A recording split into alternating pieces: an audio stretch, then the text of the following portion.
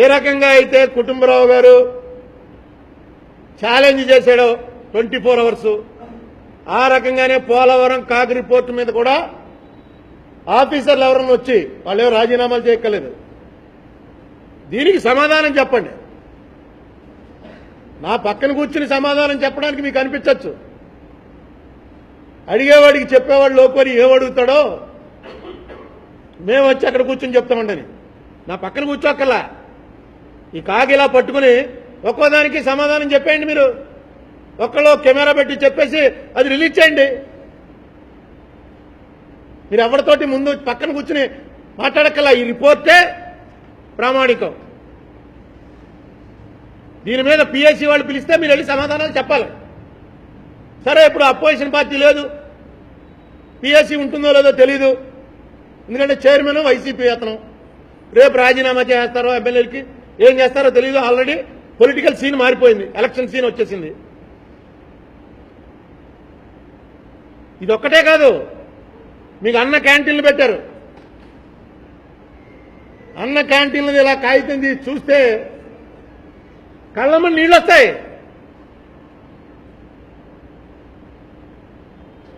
ప్రతి అంగుళం అంగుళం అంగుళం అంతా అవినీతే. కన్స్ట్రక్షన్ దగ్గర నుంచి ఈవేళ ఇచ్చే ఇడ్లీ వరకు ప్రతి దాంట్లోనూ స్కామే. ఆదరణ పథకం, రజకులకి వాషింగ్ మెషిన్స్, బార్బర్స్కి చైర్స్, అది చూస్తే అనిపిస్తుంది ఇందులో ఉన్న మిగలనివరా. కనీసం ఒక బార్బర్ దగ్గరికి మనం వెళ్తే హెయిర్ కటింగ్ చేసిన తర్వాత ఎంతయా అని అడుగుతాం. అక్కడ బోర్డు పెట్టుంటుంది, బోర్డు మీద వాళ్ళ యూనియన్ రేట్ ఉంటుంది. ఎప్పుడు 10 రూపాయలు ఎక్స్ట్రా ఇస్తాం, కానీ యూనియన్ రేటుకి 5 రూపాయలు తగ్గించేప్పుడు ఇవ్వం. అది జనరల్గా ఒక సైక్ ఏంటంటే అతను కష్టపడి పని చేస్తున్నాడు, మనకు తెలియని పని అతను చేస్తున్నాడు, మనకు చేతకాని పని అతను చేస్తున్నాడు. ఏముంది, మన దగ్గర డబ్బులు ఉన్నాయి, ఒక 5 రూపాయలు ఎక్కువ ఇస్తే నష్టం ఏంటి? ఇది జనరల్ ఫిలాసఫీ. మన ఫిలాసఫీకి వ్యతిరేకంగా మన గవర్నమెంట్లు నడుస్తున్నాయి. వాళ్ళకి ఇచ్చే దాంట్లో కూడా బజార్లో వెళ్ళి కొనుక్కుంటే వాళ్ళకి ఒక వాషింగ్ మెషిన్కి ఇచ్చే రేటు, వీళ్ళకి ఇచ్చేటువంటి వాషింగ్ మెషిన్ రేటు తక్కువ ఉండాలి. ఎందుకంటే బల్క్లో కొంటారు కాబట్టి. రాజమండ్రిలో ఒక 100 వాషింగ్ మెషిన్లు ఇచ్చారనుకోండి, ఆటోమేటిక్గా వాడు రేటు తగ్గించేస్తాడు. బజార్లో రేటు కన్నా ఎక్కువ రేటుకి ఇస్తే ఎక్కడ జరిగిందో అవినీతి చెప్పండి అంటారు. అవినీతి ఉండదు. ఎందుకంటే టెండర్లు పిలిచాం, అప్పారావు 100 రూపాయలకి ఇస్తా అన్నాడు, వెంకట్రావు 110 అన్నాడు, సత్యనారాయణ 130 అన్నాడు, 100 రూపాయల వాడికి ఇచ్చాం. ఇదే ప్రొసీజరు. 100 రూపాయల వాడికి 100 కండిషన్లు పెట్టాం, ఆ 100 కండిషన్లు వాడు ఫుల్ఫిల్ చేశాడు. మార్కెట్లో వాడు 50 రూపాయలు కొని 100 రూపాయలకి ఇస్తుంటే నువ్వు ఎలా పెడతావు? ఎలాగంటే మేము రూల్ ప్రకారం చేసామా లేదా చెప్పండి, నిరూపించండి. ఎక్కడైనా నేను తీసుకున్నానని, ఎక్కడ తీసుకున్నాను చెప్పు, డబ్బులు నా బ్యాంకులో ఉన్నాయా? నోటికి వచ్చినట్టు మాట్లాడతారండి. నిరూపించండి అంటే ఎక్కడ నిరూపిస్తాం? ఎలా నిరూపిస్తాం? బజార్లో రేటు 50 రూపాయలు ఉందా, మీరు 100కి ఇస్తున్నారు, అన్యాయం అయ్యా ఇదంటే. ప్రొసీజర్ అండి అది.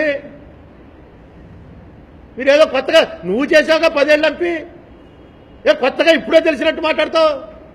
ప్రొసీజర్ అంతే. మేము టెండర్లు పిలిచిన వాళ్ళలో వాడికే ఇవ్వాలి.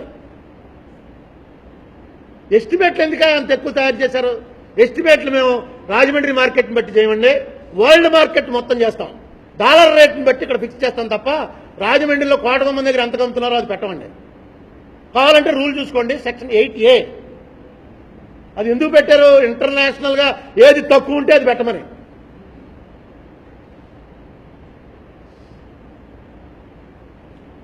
ఈ రకంగా జరుగుతోంది. దురదృష్టం. ఇది ఇంకా ఎంతకాలం జరుగుతుందో తెలీదు. దీన్ని ఆపవలసినటువంటి బాధ్యత మనందరి మీద ఉంది. ఇప్పుడు చూడండి, రాఫెల్ జరుగుతోంది. ఏంటి రాఫెల్? కాంగ్రెస్ వాళ్ళు వెళ్ళిపోతూ ₹1 అగ్రిమెంట్ అయ్యారు. రూపాయి అంటే రూపాయి కాదు, కోట్లు. ₹1 అగ్రిమెంట్ అయ్యారు. రూపాయికి 125 ఇవ్వాలి మాకు విమానాలు.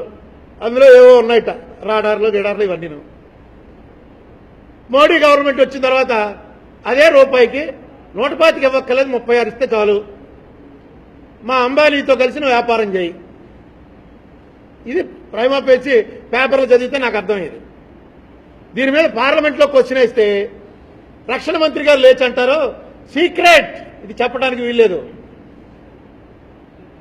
నీకు అందులో ఏమి రాడారు ఉంటుందో, అది శత్రువుల్ని ఎలా కొడుతుందో అవేం అడగట్లేదు, రేటు విషయం అడుగుతున్నారు. మీకు గుర్తుందో లేదో, బోఫోర్స్ గన్ మీద ఇలాగే వస్తే మొత్తం షామియానాలు వేసి ఎంపీలందరినీ కూర్చోబెట్టి బోఫోర్స్ గన్ తీసుకొచ్చి గాలిలోకి పేల్చి చూపించారు. గుర్తుందా? సీనియర్ పాత్రికేయులకు గుర్తుండి ఉంటుంది. ఇదే మాట ఆ రోజు అన్నారు, బోఫోర్స్ మనకి చాలా చాలా చాలా చాలా ఇంపార్టెంట్ మెషిన్ అది. ఆ గన్ను భారతదేశాన్ని చాలా బాగా కాపాడుతుందనే ఉద్దేశంతో ఆ గన్ కొన్నాం. గన్ కొనడంలో మిడిల్ మెన్ ఉన్నారు, వాళ్ళకి పే చేశారు. వాటి మీద మనం చర్చిద్దాం, గన్ క్వాలిటీని చర్చించకండి. మన ఎన్టీ రామారావు గారు ఆ రోజున అన్నాడు, తుప్పు పట్టిన తుపాకులు కొన్నారు కేంద్ర ప్రభుత్వం అని. అంటే రాజశేఖర రెడ్డి కౌంటర్ ఇచ్చాడు. దాని కెపాసిటీ ఎంతో ఉంది, 500 మీటర్లు వెళ్తుందో 2 కిలోమీటర్లు వెళ్తుందో అని. ఆ 2 కిలోమీటర్లు దాటి ఒక 100 మీటర్ల అవతల నువ్వు నిలబడు, ఇక్కడ గన్ను పేలుస్తాం. తుప్పట్టిందా బాగా పేలుతుందో చూద్దాం. ఎందుకంటే ఆ రోజు అది బాగా పేలింది.